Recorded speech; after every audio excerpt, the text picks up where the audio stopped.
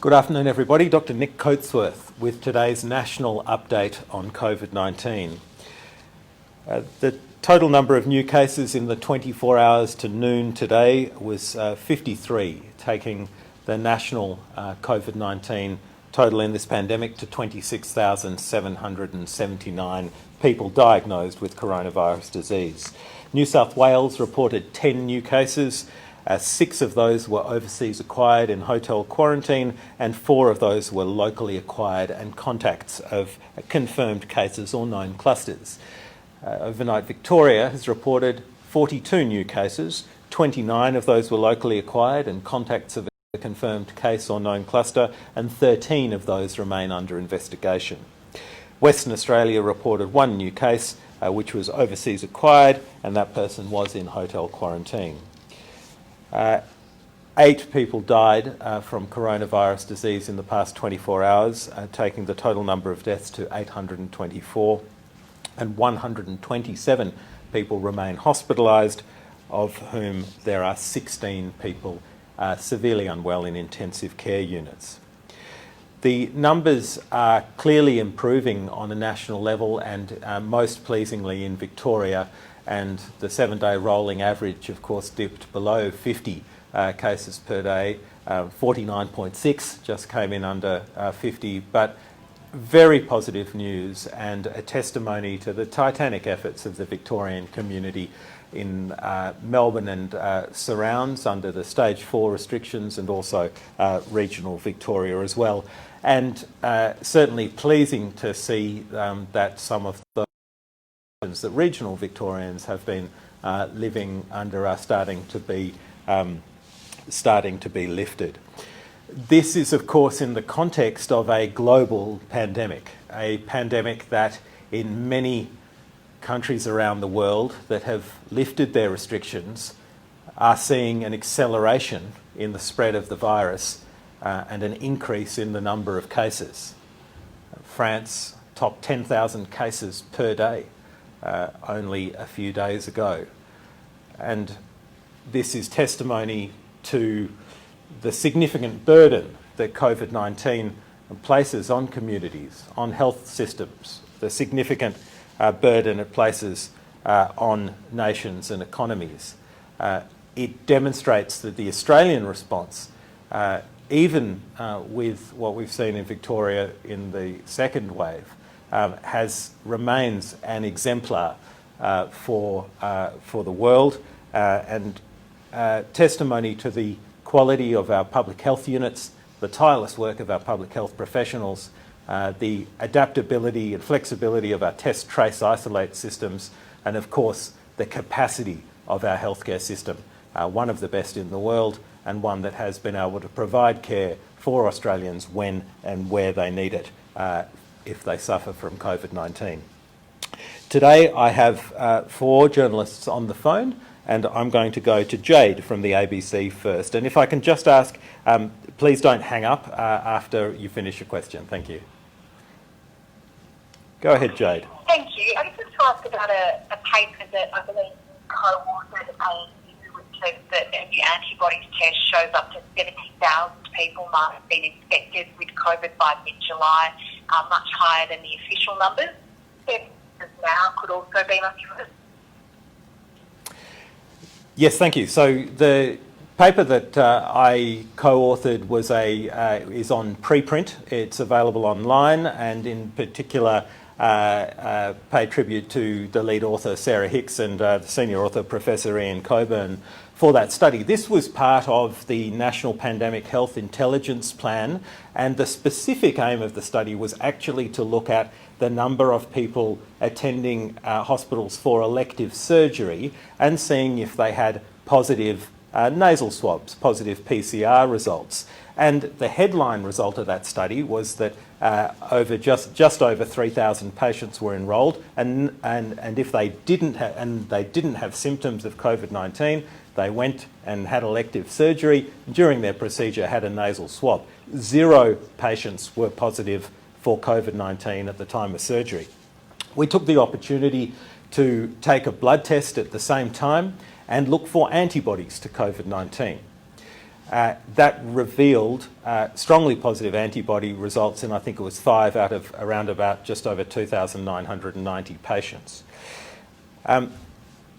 That could be inferred to suggest that if you took those that 0.28% positivity and applied it across the whole country, that there were potentially 60,000 patients who hadn't been diagnosed with COVID-19 but who were antibody positive. This is where the interpretation of a single study needs to be qualified, of course. This was only a sample of 2,990 patients. It was not the whole 25 million Australians. That means that this estimate of potentially 70,000 patients around Australia having positive COVID-19 antibodies is exactly that. It is an estimate.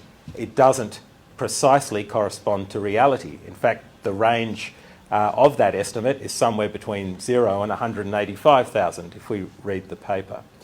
Now that can be tricky to explain, but it's not going to change our policy. We base our restrictions policy on the number of acute cases of COVID-19, and that's diagnosed by PCR, nasal swab, not by antibody tests. But this is nonetheless important information.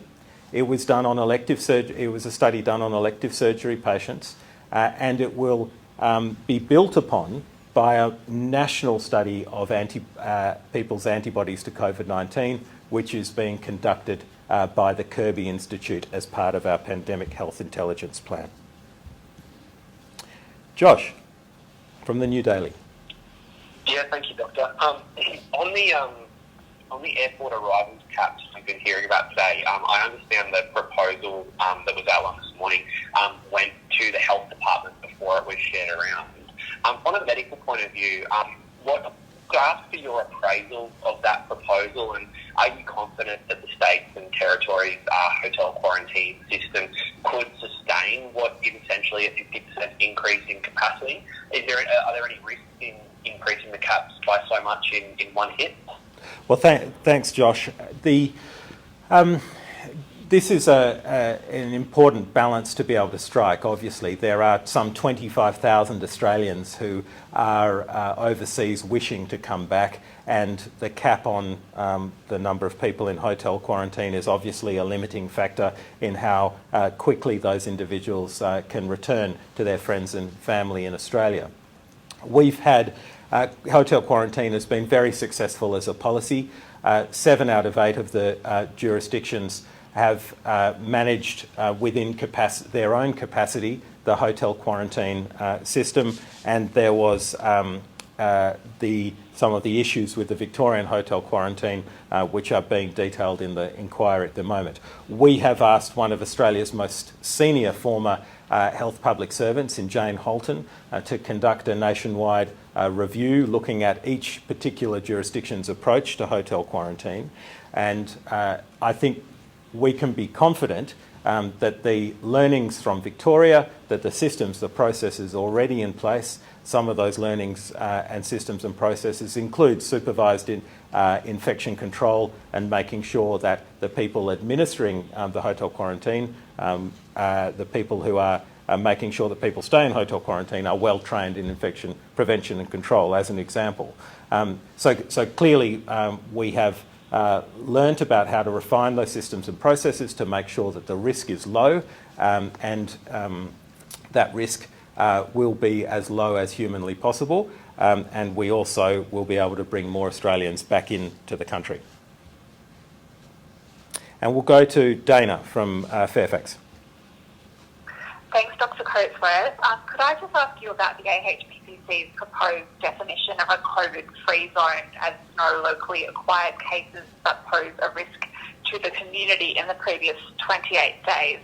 Does that mean no community transmission or no mystery cases for 28 days? And why was that time frame recommended? How does it fit in with the previous Commonwealth hotspot definition? Well, Dana, this HPPC paper on hotspots or COVID-free zones is, of course, now something that's gone further up the chain to national cabinet. So not quite appropriate for me to be able to give commentary on it at this press conference. With specific regard to the COVID-free zones, that is no different, of course, to the previous stated aim of aggressive suppression, which is to have no cases of unlinked community transmission. So that particular aim has been the basis of the aggressive suppression strategy for quite some time. And we'll move to Paul from AAP. Thank you, Dr. Coatsworth. Just wanting to know, has any work been done by the AHPPC or other bodies about assessing accommodation that's not hotels, so things like defence bases, immigration and so on, in terms of their health risks and their capacity for bringing in some of these overseas people who want to return from overseas? Well, the HPPC, of course, Paul, sets the policy for hotel quarantine I should say supervised quarantine as being the policy that minimises risk of importation into Australia. Where that specifically occurs does not necessarily need to be a hotel, of course. It could be any one of a number of settings, but the principles under which that supervised quarantine would need to take place would be universal, regardless of whether it was a hotel, whether it was a detention centre, whether it was Howard Springs in the Northern Territory, which, as you might recall, brought back Australians who were on the Diamond Princess during the first wave. So infection control procedures need to be excellent. The supervision needs to be excellent from people who are experienced and educated in being able to understand infection control. And so those principles are established by the HPPC, but where it's enacted will be a matter for the state and territory governments. Okay, and given it's a bit difficult to go to second questions on the phone, I might close off there and look forward to providing further updates in the coming days. Thank you.